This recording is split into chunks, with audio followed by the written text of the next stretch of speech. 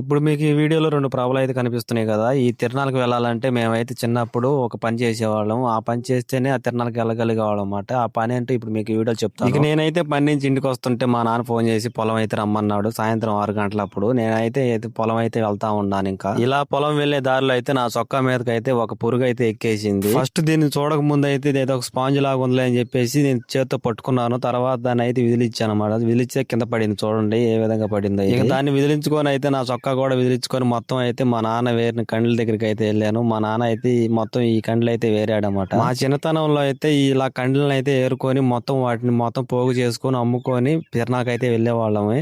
ఇప్పుడైతే ఈ కండ్లు అయితే తగలబెట్టేశారన్నమాట. చేలో తగలబెట్టిన తర్వాత అయితే ఈ విధంగా అయితే అయిపోయినాయి. ఇప్పుడు మేము ఈ కండ్లను ఎందుకు ఏరుతున్నాం అంటే మాకైతే కోళ్ళు ఉన్నాయి కదా, వాటికైతే ఈ కోళ్ళకైతే తీసుకెళ్దామని ఈ కండ్లను అయితే ఏరుతున్నాము.